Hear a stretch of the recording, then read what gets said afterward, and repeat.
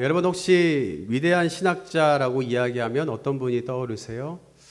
많은 사람들이 아마 성 어거스틴이라는 사람을 이야기할 겁니다. 성 어거스틴이라는 사람은 누구였냐면 주님께 부름받기 전에는 그 누구보다도 방탕한 삶을 살았던 사람이었습니다. 그러나 하나님께 부름받고 변화되어서 이 기독교 이 세상 가운데 누구보다 많은 영향력을 끼친 사람이 바로 이 성 어거스틴이라는 사람입니다. 그 사람은 어떤 사람이었냐면 기독교인 어머니와 이교도인 아버지 사이에서 태어난 사람이었습니다. 어머니 모니카는 그 남편의 방탕을 날마다 인내하며 참아냈습니다. 그리고 무엇을 했냐면 남편과 아들을 위해서 매일매일 눈물의 기도, 그 기도를 쉬지 않았다라는 겁니다. 그 눈물의 기도를 통하여서 이 이교도였던 남편이 하나님의 은혜로 죽기 전에는 세례를 받고 하나님께 불림받은 축복 또한 누리게 되었습니다. 화면 넘겨주셔도 돼요. 그리고 모니카는 그 어머니였던 모니카는 어거스틴의 재능을 일찍이 발견하게 되었죠. 그래서 공부도 열심히 시켰고 그 세상적으로 누구보다 성공하기를 원했습니다. 여러분 모든 어머니의 동일한 기도 제목이죠. 내 자녀가 세상에서 성공하기를 바라고 세상에서 돈 많이 벌기를 바라는 게 모든 부모의 기도 제목 아니겠습니까? 이 어머니도 이 어거스틴이 세상에서 성공하기를 누구보다도 바랬습니다. 그래서 17살 되었을 때에 대도시였던 카르타고로 유학을 보내요. 더 좋은 도시에 가면 우리도 그러잖아요. 야, 서울 가서 공부하면 성공할 거야 그러면서 많이 유학을 보내잖아요. 서울로. 그와 마찬가지로 이 어거스틴도 유학을 가게 됩니다. 그런데 이 카르타고가 어떤 이름을 갖고 있냐면 방탕의 도시라는 이름을 가지고 있어요. 방탕의 도시라 하면 얼마나 많은 쾌락적인 것과 얼마나 문란한 것들이 많이 있다라는 이야기겠습니까? 그곳에 어거스틴이 갔어요. 빠졌을까요? 빠졌을까요? 그 세상적인 것에 빠지게 되죠. 그곳에 빠지게 되면서 가지고 있던 신앙도 다 잊어버려요. 잃어버리고 교회 가는 것, 하나님 믿는 것 이런 거 다 잊어버리고 세상에 빠져 살기 시작합니다. 죄의 유혹에 빠져 살게 되죠. 그러다가 한 여인과 동거하게 되고 18살에 아들을 낳습니다. 엄청나게 일찍 아들을 낳았어요. 그리고 시간이 되어서 19살에 이 어거스틴이 이 쾌락이 이제 지친다, 지겹다라고 생각하면서 하나에 또 빠지게 되는데 철학적인 것에 빠지게 되더라고요. 철학적인 것에 빠지게 되었고 20대가 되어서는 또 어디에 빠지냐면 마니교라는 이단에 빠지게 됩니다. 그것을 한 어머니 모니카가 다시 눈물로 기도하기 시작돼요. 내 아들을 하나님 건져달라고. 내 아들이 잘못된 길에 서 있으니 하나님 내 아들을 좀 건져달라고 어머니 모니카의 눈물의 기도가 또 시작됩니다. 그 눈물의 기도가 이 어거스틴 마음에 닿게 됐고 이 어거스틴이 마니교가 잘못된 것이었구나, 이단이었구나라는 것을 깨닫고 그곳에서 나오게 됩니다. 그리고 어머니의 권유로 유명한 설교가였던 암브로시우스를 만나게 됩니다. 암브로시우스를 만나면서 그 설교를 듣고 어거스틴은 그때 마음 가운데 치는 말씀을 듣게 돼요. 내가 하나님 앞에서 죄인이었구나. 그것을 어거스틴이 고백하게 됩니다. 그러면서 그 고백을 담아서 우리가 잘 알고 있는 고백론을 이 어거스틴이 쓰게 되었죠. 그리고 그 자리에서 자신의 모든 그동안에 죄악된 것들을 회개하고 주님께 헌신하는 삶을 살게 됩니다. 그렇게 내가 죄인이었습니다라는 것을 깨닫고 고백하는 그 순간 하나님은 그를 부르셨고 그 부르심에 그는 순종하게 되었고 그 삶 가운데 위대한 신학적인 내용을 담은 책을 저술하게 되었습니다. 저도 학교 다니면서 이 어거스틴의 책을 많이 읽었거든요. 그렇게 이 시대 가운데 많은 업적을 남긴 사람이 되었습니다. 여러분, 이와 같이 하나님께 부름받은 사람은요, 이전과 다른 삶을 살게 된다라는 것을 우리는 너무나 잘 알고 있습니다. 우리들도 하나님께 부름받고 하나님께 쓰임받으면 얼마나 좋겠습니까? 여기 계신 여러분들도 하나님께 부름받아 하나님께 귀하게 쓰임받는 삶을 살아가시기를 간절히 축복합니다. 그러면서 오늘 말씀에 보면 이 어거스틴과 똑같은 삶을 살았던 사람 두 명이 나오고 있는데요. 이 두 명의 그 삶을 통하여서 우리가 한번 살펴보았으면 좋겠습니다. 오늘 말씀에 보면 하나님의 회막에 들어갈 기구들을 만드는 일을 책임질 두 사람을 하나님께서 부르시는 장면이 나오고 있습니다. 지난주에 말씀드렸듯이 회막이라 하면 어느 곳이에요? 하나님이 거하시는 곳. 하나님이 거하시는 곳이니 얼마나 영광스러운 곳입니까? 그 하나님이 거하시는 영광스러운 장소에 놓일 그 기구들을 만들 사람을 하나님께서 부르시고 있는 장면이 오늘 나오고 있습니다. 그 영광스러운 일에 두 사람을 부르시는데요. 첫 번째 부른 사람이 부살렐이라는 사람이었고 두 번째 부른 사람은 오홀리압이라는 사람을 하나님께서 불러주셨습니다. 누구를 부르셨다고요? 부살렐과 오홀리압을 부르셨습니다. 오늘 주님께서 동일하게 여러분들을 부르시고 있다라는 것을 기억하시기를 바랍니다. 그리고 오늘 말씀 가운데 제가 관점을 가지고 있는 사람이 누구냐면 부살렐이라는 사람을 우리가 한번 살펴보았으면 좋겠어요. 부살렐은 어떤 사람이었냐면 애굽에 있을 때 정교한 물건을 만드는 재주가 있었던 사람이었습니다. 그래서 부살렐은 어떤 일을 감당했냐면 살면서 보석을 깎는 일, 그리고 나무 조각을 하는 일, 이러면서 조각을 하면서 그 애굽 지역에서 이름을 떨쳤던 사람이었습니다. 그렇게 조각을 만들고 이름을 떨쳤으니 바로 왕이 그 사람을 알았겠죠. 그래서 애굽에서 바로 왕의 명령에 따라서 지어진 각종 건축물에 아마 부살렐은 여러 가지 조각들을 새기고 장식하는 일을 했을 겁니다. 보석을 깎고 조각을 새기는 그 많은 기술을 가지고 있다 보니 무엇을 또한 새겼겠어요? 우상도 많이 만들었겠죠. 그 애굽 땅 가운데 얼마나 많은 우상들이 있었겠어요. 그 우상을 새기고 만들고 파는 일들을 이 부살렐이 감당했을 겁니다. 부살렐은 하나님께서 부르시기 전의 삶이 어떤 삶이었어요? 자신의 이득을 위해서, 자신의 부를 축적하기 위해서 자신이 가진 기술을 하나님께 쓴 것이 아니라 나를 위해서, 그리고 더 나아가 우상을 만드는데 그 기술을 사용했던 사람이었습니다. 어떻게 보면 죄인이었다라고 이야기할 수도 있겠죠. 하나님께서 주신 그 재능을 나를 위해서, 내 이득을 위해서, 심지어 우상을 만드는데 그것을 사용했으니 하나님께서 보시기에 죄인이었던 삶을 살았다라고 이야기할 수도 있습니다. 그런데 하나님께서 뭐라고 말씀하세요? 그를 부르셨다라고 말씀하세요. 하나님께서 죄인된 삶을 살아가고 있는 그를 부르셨다라고 말씀하고 있습니다. 하나님께서 부르셨다라는 것은요, 하나님께서 그를 변화시키고 사용하시겠다라는 사인과도 같습니다. 사랑하는 성도 여러분, 여러분들도 주님께서 오늘 이 시간 부르셨다라는 것을 믿으시기를 바랍니다.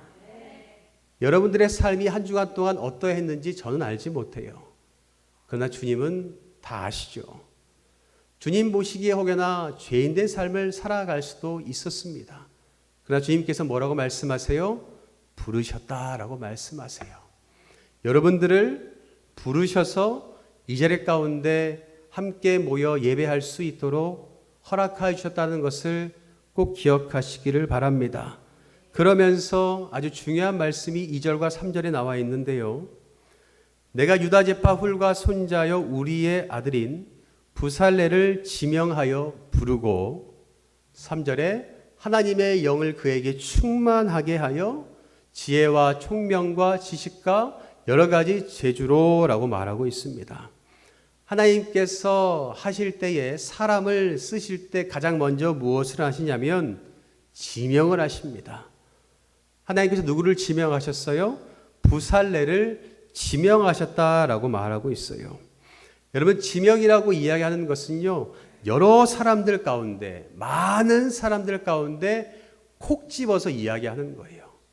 지금 이곳에 많은 분들이 예배를 드리는데 한 사람을 콕 집어서 하나님께서 지명했다라고 이야기합니다. 이사야서 43장 1절에 보면 하나님께서 야곱을 부르실 때도 동일하게 말씀하시죠. 야곱아 너를 창조하신 여호와께서 지금 말씀하시느니라. 이스라엘아 너를 지으신 이가 말씀하시느니라. 너는 두려워하지 말라. 내가 너를 구속하였고 내가 너를 지명하여 불렀나니 너는 내 것이다 라고 말씀합니다. 여러분, 주님께서 오늘 부르고 계십니다. 누구를 부르시냐면 우리 한 사람 한 사람의 이름을 콕 집어서 부르고 계시다라는 것을 기억하시기를 바랍니다. 하나님께서 우리를 부르시면 뭐라고 말씀하세요? 너는 내 것이다. 너는 내 자녀다 라고 우리 주님께서 말씀하십니다. 우리 주님께서 우리의 이름을 딱 부르면 그럼 우리는 어떻게 하면 될까요? 주님, 내가 여기 있습니다. 주님이 찾으시는 제가 여기 있습니다 라고 이야기하면 되겠죠. 그러면 주님께서 우리를 너는 내 것이다 라고 말씀해 주세요. 우리가 하나님의 부르심에 응답받고 나오게 되면 너는 내 것이다 라는 하나님의 선물을 주십니다. 너는 내 것이다. 바로 하나님과 늘 함께하는 그 은혜의 선물을 우리에게 주신다라는 것을 기억하시기를 바랍니다. 그리고 더 나아가 주님 내가 여기 있습니다 라는 고백하는 그 순간 하나님과 늘 함께하는 축복을 주시니 어떤 은혜가 있겠어요? 성령 충만함이 임하게 됩니다. 그래서 3절에 말하고 있죠. 하나님의 영을 그에게 충만하게 주었다라고 말씀하고 있습니다. 사랑하는 성도 여러분, 여러분도 하나님의 자녀가 되어서 하나님의 영을 충만하게 받으시기를 간절히 바랍니다. 여기에서 방법이 있어요. 하나님께서 우리를 부르셨다면 그 부르심에 주님 제가 여기 있습니다 라고 고백하는 그 순간 하나님께서 영을 우리에게 충만하게 부어주신다라고 말씀하고 있어요. 죄인이었던, 죄인이 아니었던 어떤 삶을 살고 있던지 간에 하나님께서 이름 불러주는 그 순간 주님 내가 여기 있습니다 라고 고백을 하신다면 하나님께서 그 고백을 들으시고 일하십니다. 너는 내 것이다 라고 불러주시면서 내가 너희와 함께 하겠다라고 말씀하시면서 충만하게 성령의 은혜를 부어주신다라는 것입니다. 부살렐에게도요 하나님께서 이름 불러주시고 주님 내가 여기 있습니다라는 고백함으로 말미암아 하나님께서 하나님의 영을 충만하게 부어주셨다라는 것입니다. 그렇게 주님을 만나기 전에는 부살렐은 우상을 조각하고 우상을 꾸미는데 열심을 냈습니다. 자신에게 주신 그 재능을 나의 배를 불리는데 최선을 다해서 사용했던 사람이었습니다. 그런데 하나님의 부르심을 받고 주님 내가 여기 있습니다 고백하는 그 순간 하나님의 영으로 덧입혀지는 그 순간 부살렐은 이전과는 다른 새로운 일을 감당하는 사람으로 변하게 되었다라는 것입니다. 그리고 그 하나님의 일을 감당하기 위해서 하나님께서는 그 고백의 순간 더 많은 축복을 허락하여 주십니다. 31장 3절부터 5절 말씀에 보면 하나님의 영을 그에게 충만하게 하여 하나님의 영을 충만히 부어주는 그 순간 이 부살렐은 변화받게 되었고 변화하는 그 순간 하나님께서는 지혜와 총명과 지식과 여러 가지 재주를 허락하여 주시고, 그리고 더 나아가 정교한 일을 연구할 수 있도록 인도하여 주십니다. 그리고 그 연구함을 통하여서 금과 은과 노수로 만들게 하고, 보석을 깎아 물리며 여러 가지 기술로 나무를 새겨 만들게 하라라고 말씀하고 있습니다. 이전에는 우상을 새기고 바로 왕의 건축물들을 꾸미던 그의 능력이 이제는 하나님의 회막에 놓일 여러 가지 기구들을 만들고 꾸미는 일에 쓰임을 받게 되는 놀라운 역사가 일어나게 됩니다. 우상을 만들면서 살았던 이 손이 하나님의 형상을 담은 회막의 기구들을 만드는 손으로 변화되었다라는 것입니다. 여러분, 우리가 여기서 알 수 있는 것은요, 하나님은 부르심에 응답하는 사람에게 반드시 그 일을 감당할 수 있도록 은혜를 부어주신다라는 것입니다.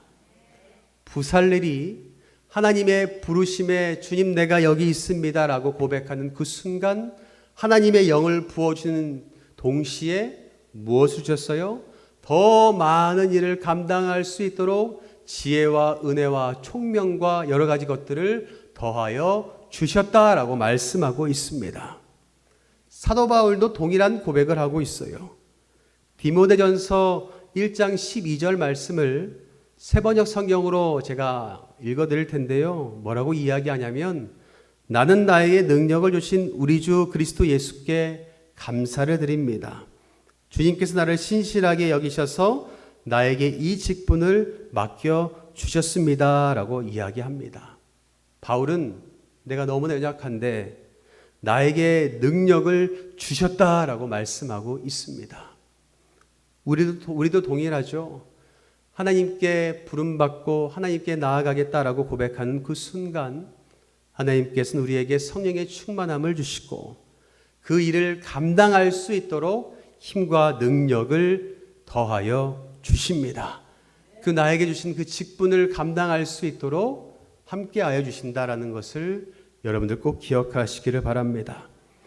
여기에서 끝나는 것이 아니라 하나님께서는 부살렐에게 더 큰 축복을 주세요. 하나님의 영을 부어주시고 더 많은 그 일을 감당할 수 있는 지혜와 총명과 능력을 주셨을 뿐만 아니라 사람을 붙여주세요. 6절 말씀에 보면 내가 또 단지파 아히사막의 아들 오홀리압을 세워 그와 함께 하게 하며 지혜로운 마음이 있는 모든 자에게 내가 지혜를 주어 그들이 내가 내게 명령한 것을 다 만들게 할지니 라고 말씀하고 있습니다. 이 부살렐이 힘들지 않도록 하나님께서는 오홀리압이라는 사람을 함께 세워주셨습니다. 그리고 더 많은 사람을 붙여주셔서 그 일을 기쁨과 감사함으로 감당할 수 있도록 은혜를 주셨다라는 것이죠. 여러분, 성경에서 말하는 하나님의 일을 하는 방법이 바로 이와 같습니다. 혼자가 아니라 함께 하는 것입니다. 그것이 하나님의 일을 감당하는 것임을 우리는 기억해야 됩니다. 사랑하는 성도 여러분, 여러분 사람의 인생은요, 어떻게 변할지 아무도 모릅니다. 앞에 우리가 이야기했던 어거스틴도 쾌락에 빠져서 살았던 사람이었습니다. 어떻게 보면 손가락질 받을 사람이었죠. 그리고 부살렐도 자기 재능을 악한 일에, 자기의 배를 불리는데, 우상을 만드는데 사용했던 사람이었습니다. 그런데 어때요? 하나님의 때에 하나님의 방법으로 하나님께 부르심을 받고 순종하는 그 순간 하나님의 영이 충만하게 되고 하나님을 위한 일에 쓰임을 받게 되었다라는 것입니다. 그러니 우리가 해야 될 것은 뭘까요? 사람을 함부로 판단해서는 안 됩니다. 우리가 무엇이 가는데 사람을 판단합니까? 사람을 판단하지 마시고 하나님께서 임하시면 어떻게 변할지 모릅니다. 그리고 하나님께서 어떻게 사용하실 줄 모릅니다. 그러니 우리는 판단해서는 안 됩니다. 우리가 무엇이 가는데 사람을 판단하지 마시고 하나님께서 임하시면 어떻게 변할지 모릅니다. 그리고 하나님께서 어떻게 사용하실 줄 모릅니다. 그러니 우리는 판단해서는 안 됩니다. 그러니 우리는 판단해서는 안 됩니다. 우리가 무엇이 가는데 사람을 판단하지 마시고 하나님께서 어떻게 사용하실 줄 모릅니다. 그러니 우리는 판단해서는 안 됩니다. 지금 보이는 그 모습, 지금 하고 있는 행동들이 하나님의 역사하심 가운데 어떻게 변할지는 하나님만 아십니다. 우상을 만들던 부살렐이 하나님의 회막을 만드는 부살렐이 되었다라는 것을 꼭 기억하시기를 바랍니다. 그러니 지금 보이는 모습, 그 모습 가지고 판단하고 정죄하는 것이 아니라 우리가 해야 될 것은 뭘까요? 그 영혼을 위해서 기도하는 것밖에 없겠죠. 성령의 충만함이 덧입혀져서 주님께 쓰임받는 사람으로 변화되게 해달라고 기도하는 것이 우리가 해야 되는 모습이겠죠. 그리고 나 또한 하나님의 영이 임하셔서 하나님께 귀하게 쓰임받는 자녀가 될 수 있게 해달라고 기도하시기를 간절히 바랍니다. 한 주간도 여러분들 오늘 주님께서 부르심에 응답하셨다면 우리 주님께서 여러분들에게 성령 충만함으로 부어주실 겁니다. 그리고 여러분들에게 하나님께서 돕는 손길까지 허락하여 주셔서 이 세상 가운데 하나님께 귀하게 쓰임받는 자녀로 살아가게 될 줄 믿습니다. 한 주간도 하나님 나라를 위해서 여러분들에게 주신 그 사명을 기쁨과 감사함으로 감당함으로 말미암아 하나님께 부름받는 그리고 하나님께 귀하게 칭찬받는 자녀의 삶을 살아가는 우리 모두가 되시기를 주님의 이름으로 간절히 축원합니다.